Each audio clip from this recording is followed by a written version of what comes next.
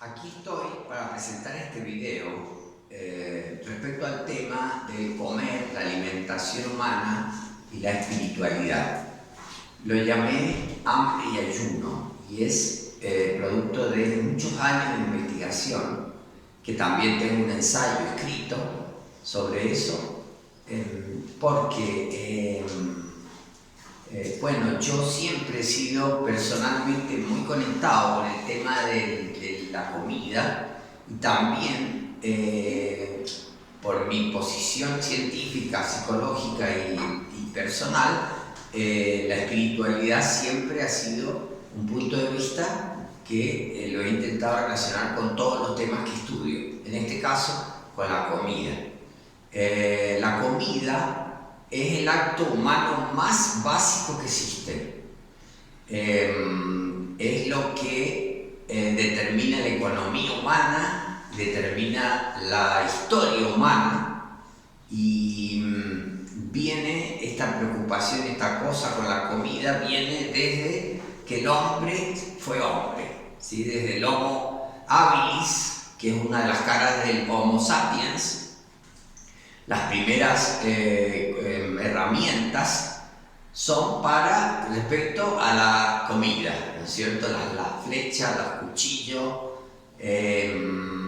los morteros, los cuencos, el fuego, el dominio del fuego. Cuando el hombre empezó a cocinar, ¿no es cierto?, a la comida, eso lo apartó definitivamente de los animales. Luego de eso tenemos la agricultura, ¿no es cierto? Después los cazadores recolectores, tenemos el aparecimiento de la agricultura y de la domesticación de los animales también comestibles. Entonces fue una gran revolución. Hasta hoy estamos sufriendo los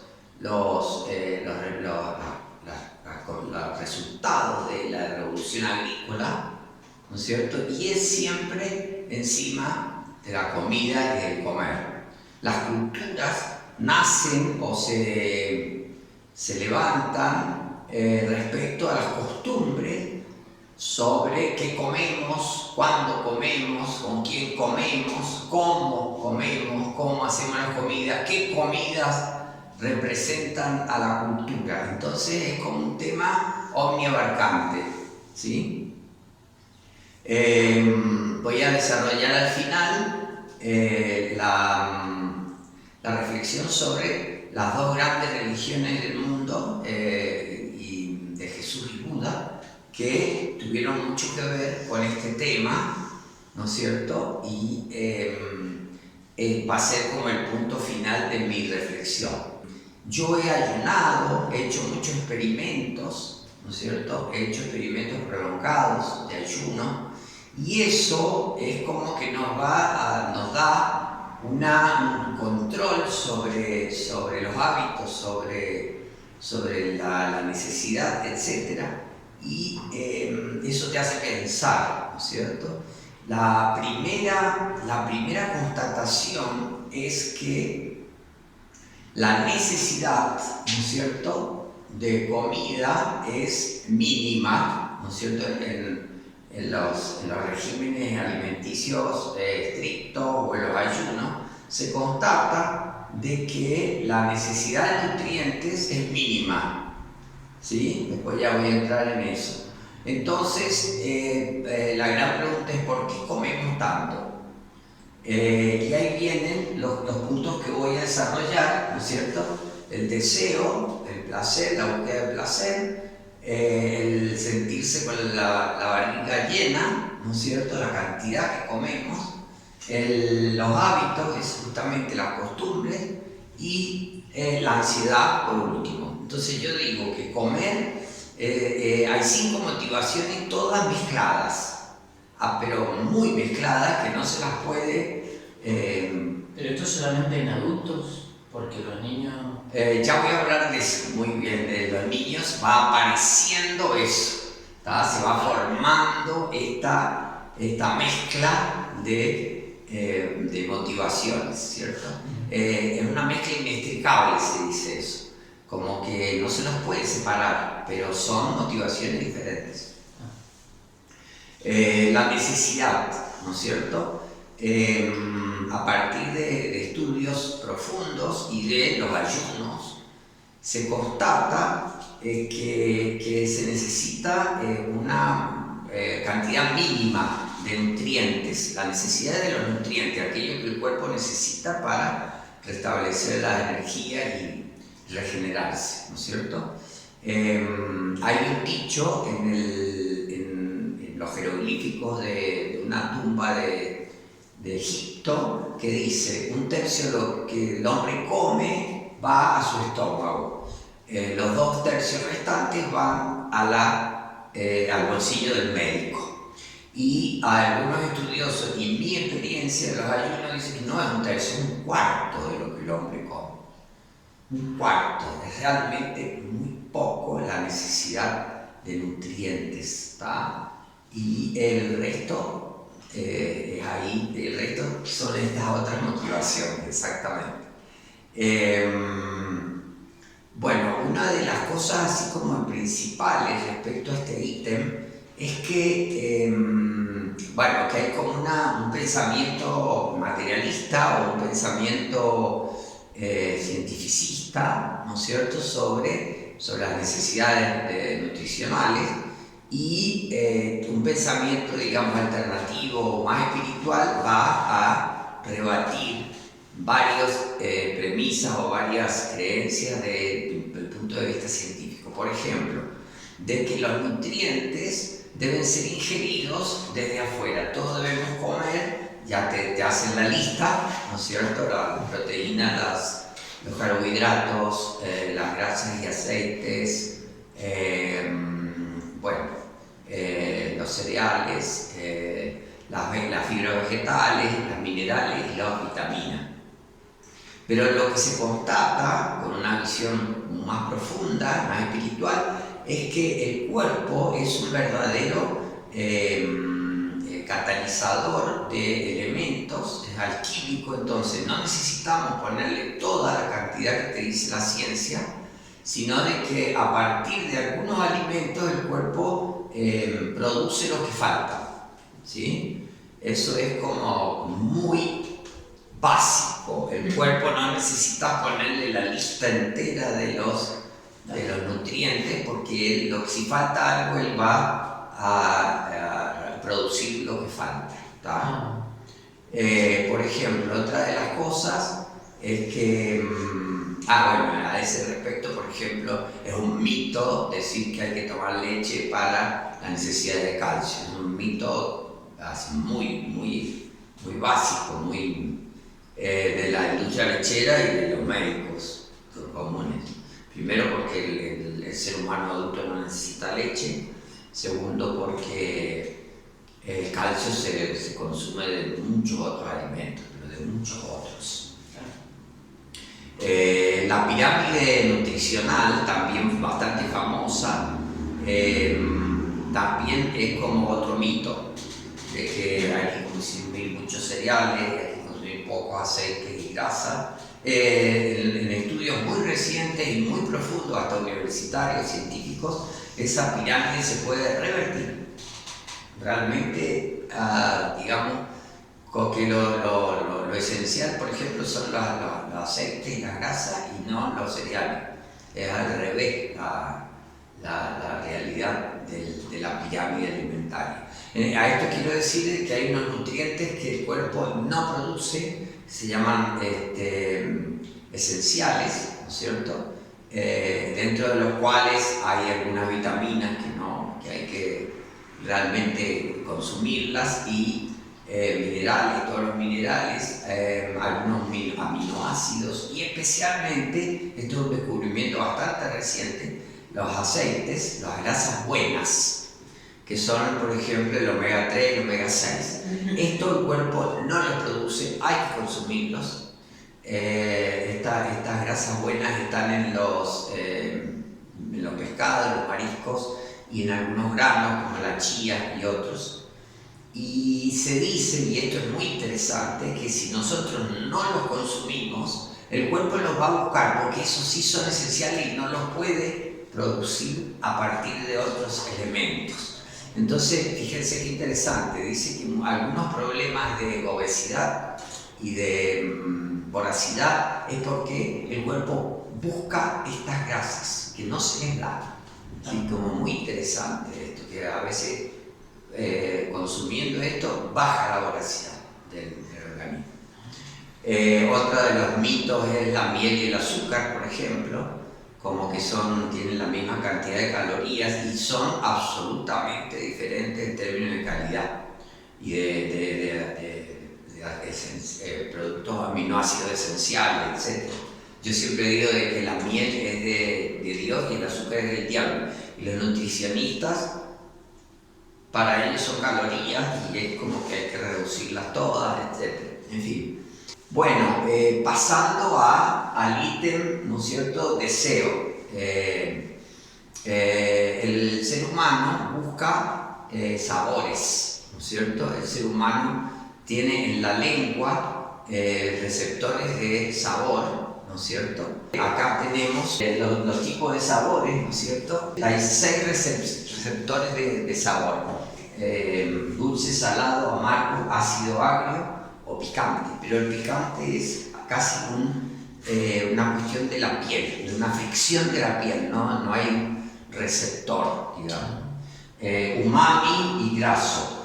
El sabor umami fue descubierto en 1900 por ahí por los japoneses. Es un sabor muy básico, ellos le llaman umami, quiere decir sabroso, pero yo digo que es gusto de comida. Es tan básico, por ejemplo, el sabor de los tomates, de las paltas, del pollo, del queso duro, de algunas carnes y de las pastas también, hay una cosa así. Y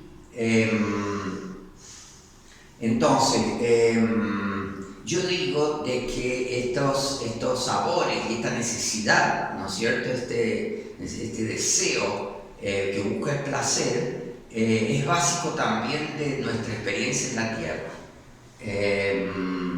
Es como que la Tierra produce millares, millones de especies de todo tipo de vegetales, de animales, pero es con que tienen que ver con esos sabores que la propia naturaleza ha puesto ahí para disfrutar directamente.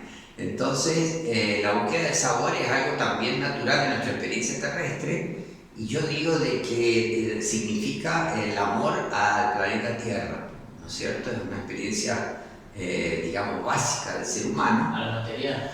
Lo material. Claro, el mundo material que vivimos, tan frondoso, tan abundante, tan exuberante, estamos hechos para eso, para probarlo, para experimentarlo, para disfrutarlo.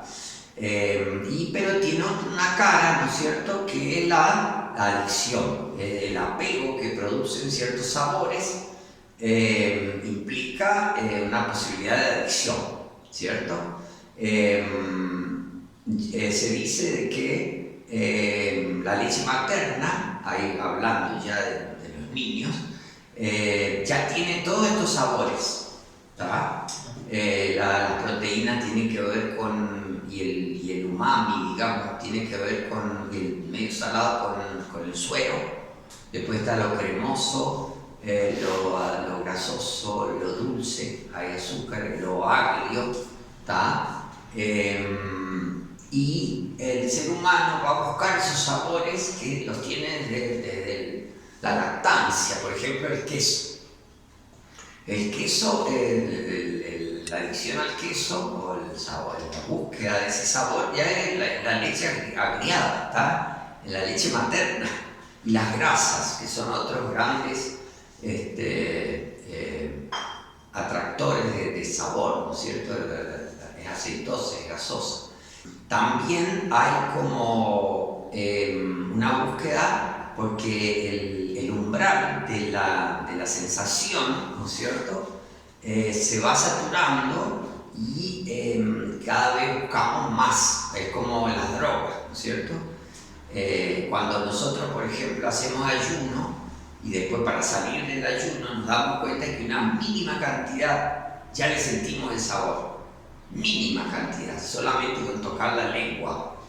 Y eso se pierde en la voracidad normal, común, cotidiana, y entonces ya buscamos que sea muy graso, muy dulce, muy salado, muy la intensidad. Es como una búsqueda de intensidad que va en una escalada hasta perder casi la recepción del sabor, cuando se exagere. Bueno, entonces esto yo lo he subrayado, lo he como sintetizado en esta frase, que no comemos comida, comemos sabores. El ser humano busca sabor, no se olvida de los nutrientes, se olvida de todo. ¿Ah? Sí, el sabor y el placer. El placer, el deseo y los apegos y las adicciones pequeñas. ¿Ah? Después la otra motivación es la cantidad, y que tiene que ver con una sensación de barriga llena, del estómago lleno. Es decir, el estómago cuando vamos comiendo se va extendiendo, se va inflando, y las paredes del estómago van con cada vez más extendida, y esa sensación es la que buscamos, ¿tá? Que a veces decimos, no, pero entonces a veces comemos lo suficiente, saboreamos, pero no tenemos esa sensación, y la buscamos esa sensación. Que explotamos. Sí, hasta que el organismo dice, basta, porque ya no cabe más nada, está todo inflado. Yo digo que eso viene en mi investigación desde el bebé también, porque el bebé toma líquidos, la leche, por ejemplo, y la toma directo al estómago, si no saborearlo no es lo principal, quiere sentir la barriga llena. Y eso también al adulto se le ve esa necesidad cuando toma, por ejemplo, mucha cerveza. La barriga de cerveza es típica, jugos, caldos o líquidos con sabor. ¿Ah? El agua no produce esa, porque no tiene teóricamente ningún sabor. Algunos alimentos producen más sensación de lleno, por ejemplo la carne, la pasta, las grasas, y hay otros que no, por ejemplo las verduras. En general las verduras no tienen esa digestión rápida, o esa que no sentimos que nos llena, ¿tá? Eso hay que observarlo en este análisis, ¿no? Aquí este ítem se asocia con el de la ansiedad, ¿no es cierto? Que ya lo vamos a desarrollar, ¿tá? Porque comer mucho es una costumbre, es como la conducta de la voracidad o la angurria, ¿no es cierto? Que bueno, cuando se va al extremo es la bulimia, son los atracólicos, ¿no es cierto? Un extremo patológico. Claro. Bueno, eso está mezclado con la ansiedad, que ya lo voy a desarrollar. Bueno, ahora vamos a otro ítem, que es las costumbres, es decir, los hábitos, ¿no es cierto? Ya sean las horas que comemos, o el tipo de comida que comemos, o con quién comemos, ¿no es cierto? Todo eso está determinado por los hábitos, porque se forman como reflejos condicionados. Si el cuerpo aparece como que es hambre, hay salivación, hay sensación de hambre, hay hasta imaginación de la comida, yo tengo hambre, sin embargo es un puro reflejo condicionado. Esto es como una constatación así asombrosa cuando uno hace ayuno prolongado, porque puede romper estos hábitos y se constata de que no es hambre, es un reflejo, ¿tá? Y ahí vienen, ¿no es cierto?, los diferentes orígenes de estas costumbres. individuales, familiares. Ahí viene también la lactancia, el horario, cómo han sido los horarios de lactancia, bueno, los horarios de comida en las casas, la familia, sociales, que se acostumbra, ¿no es cierto? Culturales, vienen los tipos de comida de las naciones, ¿no es cierto? Que son así impuestos por las costumbres culturales de nacionales. Ahí viene el hábito de los argentinos por la carne, por ejemplo, que ya viene, según algunos estudiosos, de los indios de acá, de los indígenas, que solo comían proteínas. Esto es muy interesante, cómo después se va a ir a la propia cultura, ¿no es cierto? Los indios comían proteína, después los gauchos tenían las vacas así sobrando, después la industria ganadera, y en fin, es como que se va construyendo un patrón de hábitos o de gustos que se supone que son naturales y no son. En Brasil, por ejemplo, el arroz, los frijoles y la mandioca, es como ellos no pueden no tenerlo, ¿tá? En Francia, el pan, los quesos, el vino, la arveja, no sé, el paté.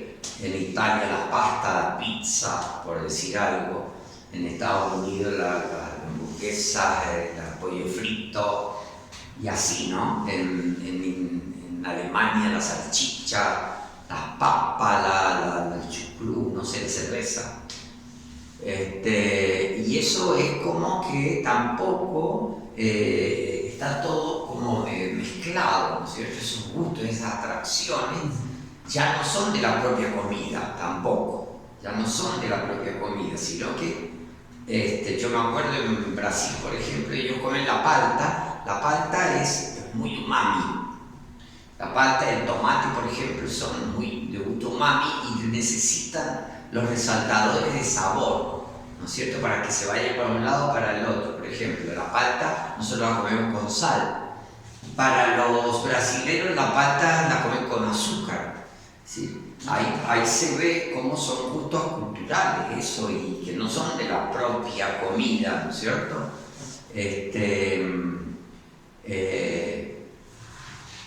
Bueno, otra de las costumbres es los horarios, ¿no es cierto? Hay un régimen que se le llama biológico, que es otro de los experimentos que yo he realizado, que significa comer poquito, justamente controlando,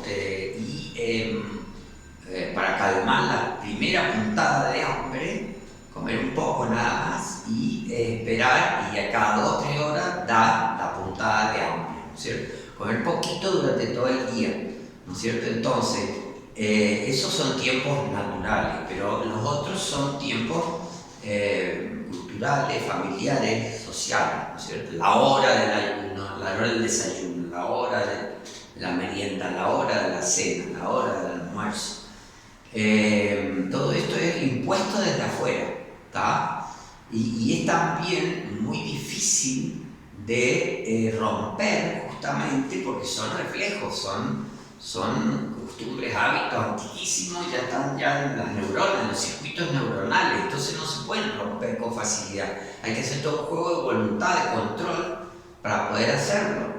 Y es por eso que dicen algunos nutricionistas que es tan difícil cambiar la alimentación, porque tenemos que ir contra estos reflejos y estas influencias culturales y familiares.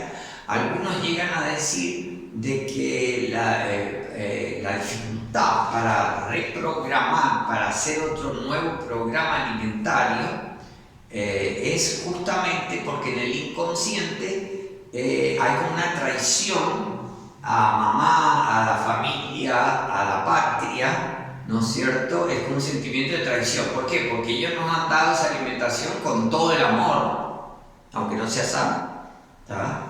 Entonces, el inconsciente no se puede romper eso, porque es un acto de traición. Bien interesante eso. Otro de los hábitos que tiene que ver un poco con la cantidad también, es la cosa de comer todo, no dejar nada en el plato. Es decir, que es muy común en las familias, en las madres, a veces en los padres. Te vas a comer todo lo que tenés en el plato, no puedes dejar nada. Y algunos apelan a, no lo podemos tirar, ¿no es cierto? ¿Cómo lo vas a tirar? Comelo. Entonces, ahí viene el dicho de algunos nutricionistas naturalistas que dicen que el estómago no es basurero. Es decir, si nosotros comemos después de saciar el hambre, el deseo y una cantidad mínima, ¿no es cierto? Lo comemos para no tirarlo, es directamente, eso es basura. Así como literalmente basura. Estamos, en vez de tirarlo a la basura, lo estamos tirando en el estómago. Bueno, justamente ahí viene otra de los condicionantes en términos de costumbres y de información externa, que son los religiosos y científicos, ¿no es cierto? Hoy en día hay 500.000 tipos de alimentación, regímenes, dietas. La información es muy extensa, es muy variada, y hay gente que adquiere eso porque le dicen o porque lo convencen de que es científico, de que es bueno, pero no viene del propio cuerpo. Esto yo lo quiero dejar bien en claro, que para hacer un régimen, digamos, o una dieta adecuada, tiene que partir de que los cuerpos, que son muy diferentes los cuerpos. Los cuerpos son extremadamente diferentes. Y justamente los científicos y los religiosos no van a esas diferencias genéticas o idiosincrásicas. Son para todo igual, ¿no es cierto? O para la mayoría. Tenemos una gran influencia religiosa en los, ¿cómo se llama? En el vegetarianismo y en el veganismo, ¿tá? Y eso viene, a mi ver, de influencia hinduista. Digamos, el brahmanismo, el hinduismo es ancestral, no matan animales para comer, y es obvio, hay grandes maestros espirituales, hasta Mahatma Gandhi, por ejemplo, que difunden de que es lo natural en el hombre. Y yo, Manuel, digo de que es una influencia religiosa. Eso no es del propio cuerpo y no es digamos, idiosincrásico, justamente, no es adaptado a cada uno. Yo mantengo el régimen de los grupos sanguíneos, que afirma, después de hacer muchas búsquedas y muchos experimentos, que afirma de que hay un tipo de sangre que es vegetariano y hay otro tipo de sangre que es carnívoro. Es decir, que el vegetarianismo y el carnivorismo no son para todos, ni uno ni otro, ¿tá? Ni uno ni otro. Pero bueno, lo dejo ahí porque sería muy amplio para desarrollar y se quiere informar sobre la alimentación de los grupos sanguíneos. Vamos ahora al ayuno y la espiritualidad, ¿no es cierto? Desde siempre, todas las tradiciones religiosas y espirituales han lidiado con el ayuno, ¿cierto? Muchas veces imponiéndolo como práctica. Ya voy a explicar el por qué, pero básicamente es porque se ve, de las religiones se ve estas dos vertientes, ¿no? Del cuerpo y el espíritu, ¿no es cierto? Y el comer es del cuerpo, ¿sí? Para poder percibir el factor espíritu, ¿no es cierto? Hay que ayunar para darse cuenta de cómo la motivación, el condicionamiento es del cuerpo, únicamente, ¿no? Eso como base, como principio. También hay una cualidad que se trabaja en el ayuno, que es la fuerza de la voluntad. La fuerza de la voluntad, en el controlarse, ya es parte de, para algunas visiones espirituales del espíritu. La voluntad y la conciencia son las dos caras del espíritu. Claro que las religiones digamos, más colectivas, más masivas, el ayuno que imponen es muy corto y a veces hasta ficticio digamos, es ritual, digamos, no es la experiencia del ayuno verdadero. Entonces por un día o por algunos días no se puede comer tal alimento, pero se puede comer otros. Entonces hay que diferenciar estos ayunos, digamos, rituales colectivos, bastante superficiales, por no decir totalmente superficiales, y los ayunos prolongados, ¿sí? Que es donde se descubre esto de las realidades corporales y espirituales completamente separadas o cada una en su dimensión. Jesucristo ayunó 40 días en el desierto solo, preparándose para la misión. ¿Por qué? Porque el ayuno, una de las cosas que hace es que concentrarte. No tenés que, digamos, la comida en el estómago, la digestión te desconcentra, te adormila, ¿no es cierto? No tenés que preocuparte por hacer de comer, en fin, no tenés que preocuparte por toda la cantidad de conductas que hay alrededor de la comida. Es obvio que los ayunos y estos regímenes biológicos estrictos no son antisociales. Eso es una de las cosas por las cuales no se pueden prolongar mucho en el tiempo, porque hay que estar solo, porque con otra persona ya se establece todo el resto de las cosas. Ahí, en esa experiencia de Jesucristo, se le aparece de Satanás y lo tienta, que le dice, bueno, pero vos si querés podés pararlo, no tenés por qué sacrificarte. Si vos sos hijo de Dios, decís que soy hijo de Dios, llama a los ángeles y te traen comida. Y aparte de eso también lo tienta con el poder, con las posesiones, con todo lo terrenal. Como decía, el diablo es representante de lo terrenal. Y Jesucristo le dice la famosa frase: no solo de pan vive el hombre.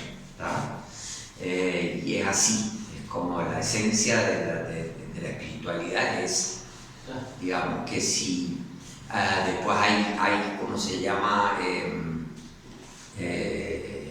Sermones, los sermones de la montaña, no me acuerdo cuál, que Jesucristo habla, ¿no?, de no preocuparse, de confiar, ¿no es cierto? Confiar en el propio Padre Nuestro. Está: Padre Nuestro, danos de hoy el pan nuestro de cada día. No se preocupen miren los lirios del campo, miren las aves del cielo, que Dios les da todo lo que necesitan, y a ustedes más, ¿no?, que ustedes son hijos de Dios. ¿Cómo no les va a dar lo que necesitan para no preocuparse? Porque hay mucha gente, y esto es de experiencia de todos, que no comen para vivir, sino que viven para comer. Tanto el sexo como con la comida se lo ha tratado así como las tentaciones del diablo, pero haciendo una reducción a lo real y profundo. Digamos, el sexo y la comida son manifestaciones de la tierra, de la adaptación a la tierra y al cuerpo, ¿no es cierto? Entonces, no son malas en sí mismas. El asunto está en que si no nos percatamos, nos pueden dominar, ¿no es cierto? Entonces la exageración, las adicciones, se nos va la vida. Hay gente que se le va la vida por comiendo, digamos, ¿no? Y las enfermedades que eso trae, las complicaciones, toda la complicación que trae el comer y el mal comer también, ¿no? Por eso que yo creo que el sexo y la comida son inocentes en sí mismos, no hay que demonizarlo, pero sí hay que estar atentos, porque si no usamos el control, y ahí vamos ahora al otro, ¿no?, a la otra influencia, la budista, que que es el equilibrio, ¿no es cierto? Bueno, también se ha comparado a la cruz del cristianismo con las dos dimensiones que el ser humano vive. La dimensión terrestre, que está paralela, el madero transversal, que es paralelo a la tierra, ¿no es cierto? Esa es la dimensión terrestre. El hombre está crucificado justamente entre la dimensión terrestre y la dimensión trascendental, el palo que va hacia arriba y el palo trascendental, la dimensión espiritual de la vida. Y el hombre está crucificado literalmente entre esas dos dimensiones.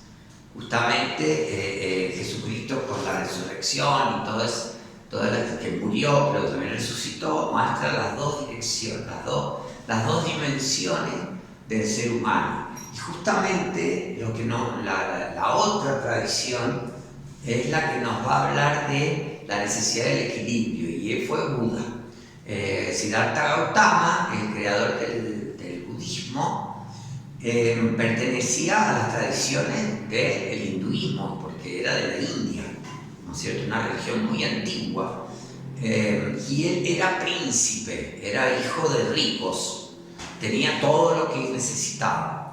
Cuando él conoció el mundo, conoció el sufrimiento y renunció a eso, ¿no es cierto? Renunció y se fue a practicar las tradiciones espirituales de su país, que es la India, y practicó ayunos prolongadísimos. Los ayunos del hinduismo son muy prolongados, muy estrictos, tanto que da los, ¿cómo se llaman? Los fakires. Hoy en día serían los respiracionistas, que son los que viven y eso se está probado que se puede, los que viven del prana, de la energía, del sol. Y se le llama respiracionista porque no comen nada sólido. Está probado de que es posible. Pero justamente esto es un extremo muy, muy grande, que deja de lado la experiencia terrestre corporal, el placer, la adaptación, la celebración de estar vivo, las ganas de vivir, los pequeños placeres, ¿no es cierto?, que son esenciales en la experiencia humana.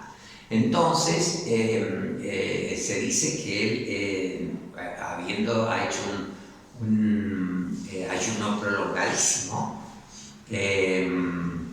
estaba ya a punto ya estaba sufriendo mucho, es decir, comía, no sé, una hojita, una nuez por ahí, y se dio cuenta de que había llegado a un extremo. Entonces, también hay una escena de una película, El pequeño Buda, donde se muestra de que había una mujer, fíjense el símbolo, una mujer que lo vio de lejos y se dio cuenta de cómo estaba sufriendo. Hay estatuas de Buda, todas raquíticas, así como se le ve todos los huesos, pero todos los huesos, las venitas, todo, parecía una calavera, ya tanto había llegado al extremo, ¿no? Y esta mujer se dio cuenta que estaba sufriendo y va y le trae un plato de arroz.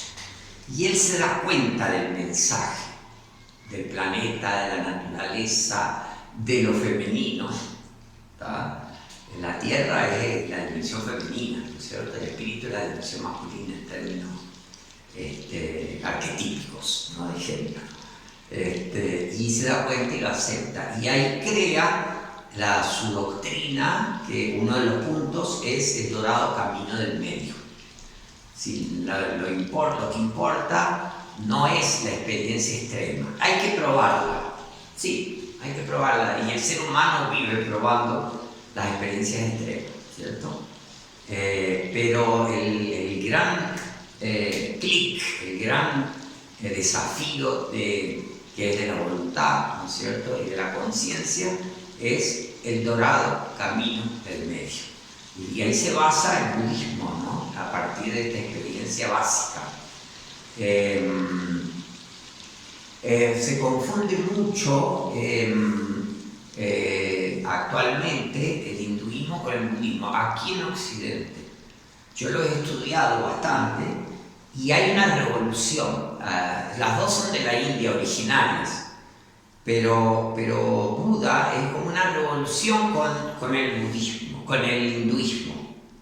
Así como Cristo es una revolución contra el judaísmo, Buda es una revolución con respecto al hinduismo, que era la base.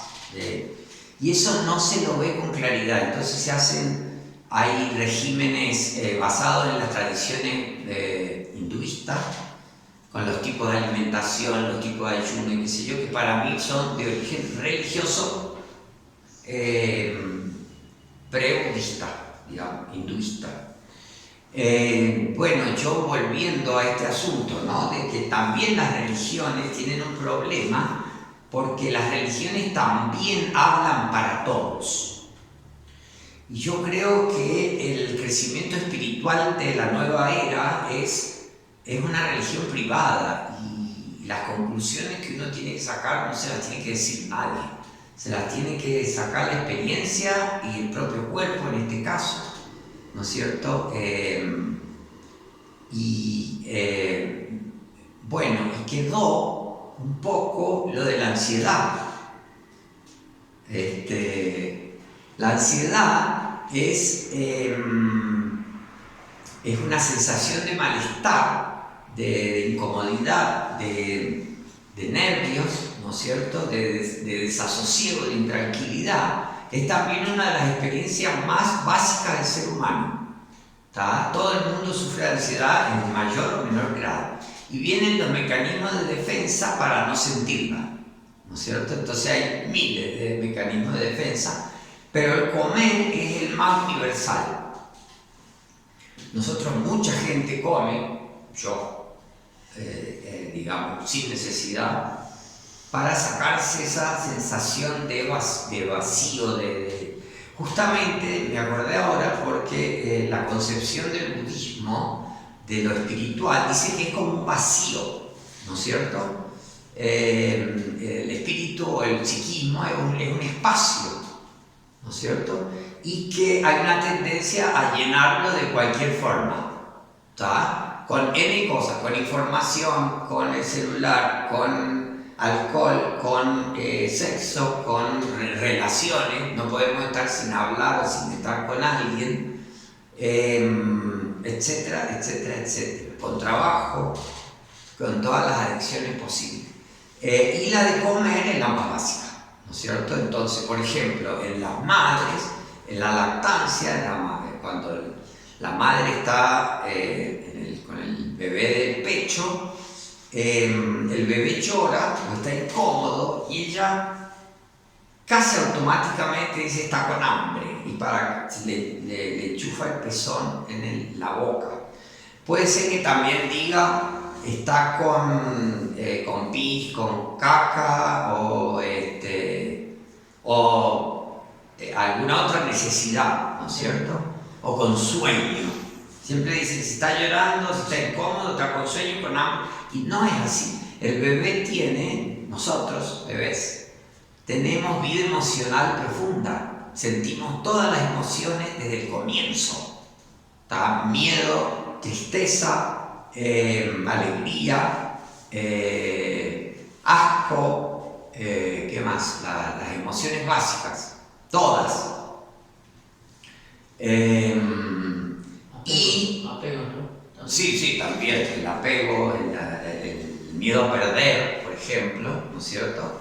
Todas estas cosas el bebé las siente y las expresa llorando, y las expresa con inquietud también, ¿no es cierto? Y la madre no interpreta como emocional. Directamente o está con hambre o está con... Entonces, muchas veces, yo diría que la mitad de las veces, la lactancia materna crea el mecanismo de defensa de comer para tapar la ansiedad. Eso es muy universal, ¿tá?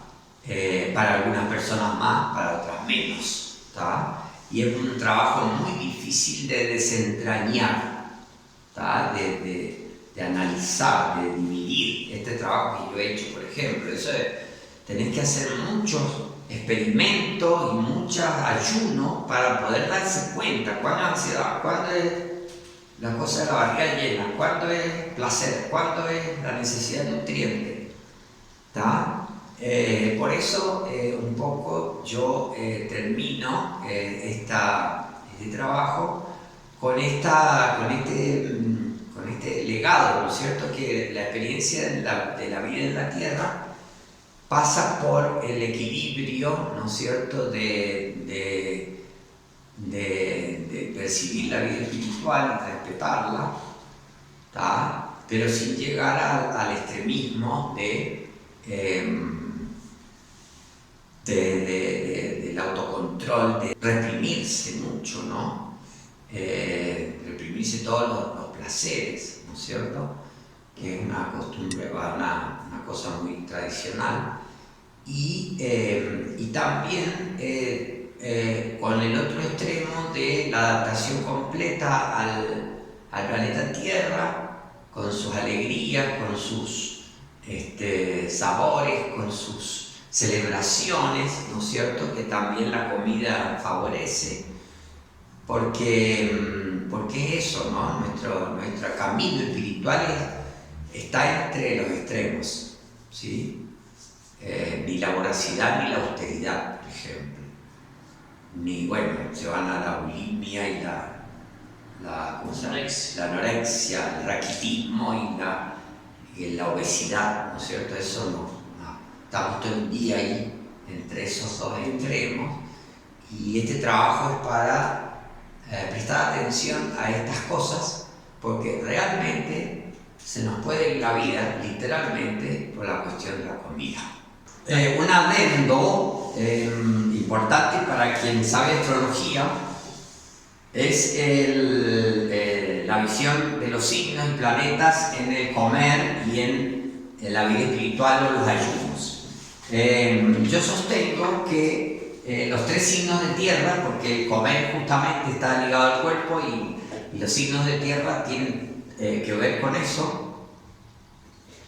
Tauro, Venus, Virgo, Ceres. También estoy haciendo unos videos sobre que Ceres dirige Virgo, y Cáncer con Luna forman esta base en el mapa astral de la casa 2, la casa 4 y la casa 6, que nos dan las experiencias básicas del comer.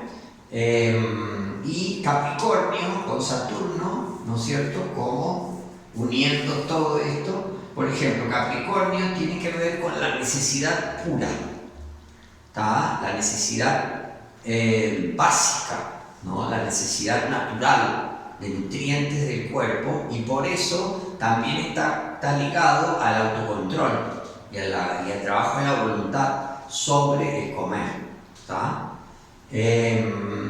Tauro tiene que ver con la cantidad y el placer y el sabor, ¿no es cierto? Tauro lidia con cantidad y con los órganos sensoriales, ¿no es cierto? Muchas veces el comer está ligado a la vista, al olfato, me olvidé de decir. Si nosotros nos tapamos la nariz, no sentimos los sabores en la lengua, y también las texturas, ¿no es cierto? Una comida crocante, una comida cremosa, una comida gomosa, una comida... Todo eso tiene que ver con la textura, con otro de los órganos de los sentidos. Los colores, los olores. Entonces eso tiene que ver con la experiencia taurina o venusina. Virgo va a tener que ver con esta racionalización, ¿no es cierto?, cotidiana, no sé, ya sea a nivel del tiempo, de los hábitos, pero también de los regímenes alimentarios, y pensar la alimentación, ¿no es cierto? Todo lo que es nutricionismo, sea académico, sea alternativo, es de Virgo, ¿tá? Virgo Ceres. Y bueno, ahí viene un poco la reflexión sobre qué comemos y si es bueno para el organismo, ¿sí? Cáncer tiene que ver con la lactancia y la familia, ¿cierto? Nos da desde la primera experiencia nutritiva con la madre y las costumbres familiares, ¿no es cierto?, del comer. ¿sí? Y con la experiencia que hablamos antes de la barriga llena, ¿tá? La sensación de barriga llena. Entonces, yo digo, y Cáncer, en su relación con Capricornio y Saturno, tienen que ver con las costumbres, ¿tá? Sociales, culturales, familiares, ¿sí? Porque Saturno y Capricornio rigen las leyes, rigen las costumbres, ¿tá?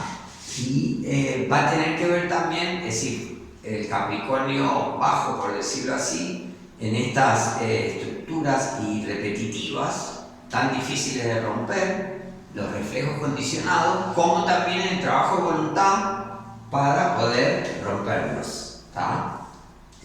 Por eso es que tenemos acá el barrilete de los signos y planetas involucrados en la alimentación, ¿tá? Se puede hablar muy pero específicamente, que no es el caso ahora, de Saturno-Venus, que tiene que ver con la bulimia, con la anorexia, con la apariencia física, con la bulimia, Saturno-Luna, desbordado, digamos, la luna desbordada, sin control, o por la soledad, por otros sentimientos que ¿no es cierto?, que tienen que ver mucho con el comer, ¿no es cierto?, las sensaciones de abandono, de bullying, de todo eso, pueden ser condicionantes del comer. Y bueno, Saturno Ceres, que podríamos, o Virgo, que podríamos decir en un cientificismo muy grande respecto del comer, una visión científica, así como o alternativa estricta, ¿tá? Como la estrictez en todas las costumbres y en los contenidos del comer. Es eso, espero que les haya servido. En mi blog está el artículo, ¿no es cierto? Ustedes van a poder pincharlo y